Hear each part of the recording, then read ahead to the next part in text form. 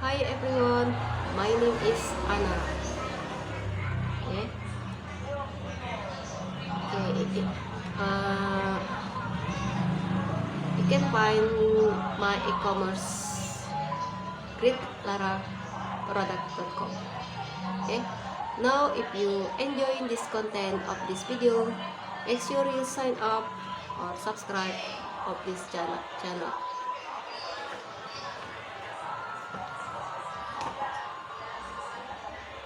Okay. India economy has been booming.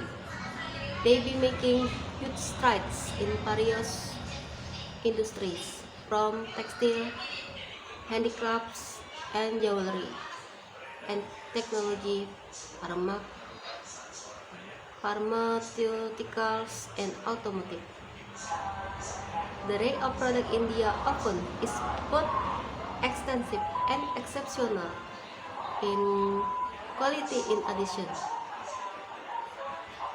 India proactive government policies have and cover foreign trade by signing free trade agreement with many countries, including the United States, which is mean. So maybe you decide to search for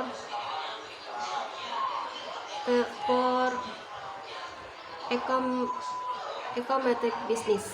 You can import product from India that are the same or better from China in terms of quality and cheaper prices.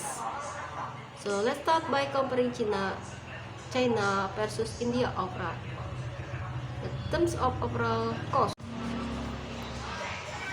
signing trial agreement with many countries, including the United States,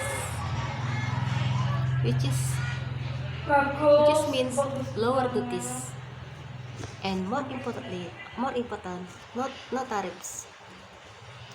So right now, never been a better time to import from India. And depending on what product you decide to search for your e-commerce business, you can import product from India that are the sorts or better from China to terms of quality. And now when it comes time is manufacturing any product, cost of labor usually factor heavily into the end price.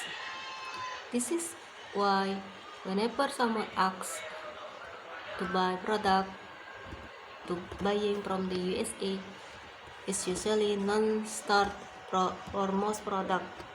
For example, cost of labor in China is 4x lower than the US, and India cost of the labor is significant lower than China.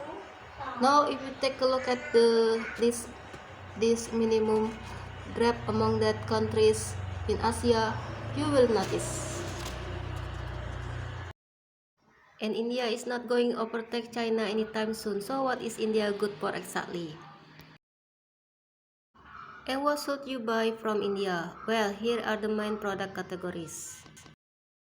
Where India shines in terms of manufacturing, near the first type of product is anything made during the of leather. India is the world's second largest exporter of leather goods such as shoes, bags, and garments. They have a long history of leather production and skilled labor force that is well versed in the leather processing. In fact, India's textile industry is one of the largest in the world. In addition, there's a huge variety of products made of steel ceramics that can be imported and sold in the United States and other countries. Here's a map of India that my friend Nega bought. The average minimum monthly wage is about $170 per month in India, compared about $360 per month in China. In other words, the average of the labor in China is over 2 lakhs that of India. Now keep in mind that this is just an average of the minimum wage. Roughly 37% cheaper in India than China when it comes to manufacturing. Now this difference in labor cost and tariff one of the many reasons why China has been losing global export market. On some key product categories like clothing, furniture, and bags, and we're talking about losses of 10 or more per year. Meanwhile, both India and Vietnam have been gaining market share in drops now. Given the cheaper cost of labor, why not source everything from India? Well, the main downside is that unlike China, India does not make every kind of product. Well, for example, China is still leader in electronics, toys, and machinery, and India is not going to overtake China anytime soon. So what is India good for? Exactly. And what should you buy from India? Well, here are the main product category where India shines in terms of manufacturing. India is the world's second largest exporter of leather goods such as shoes, bags, and garments.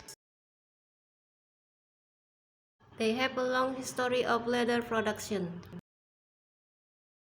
India is also a major producer.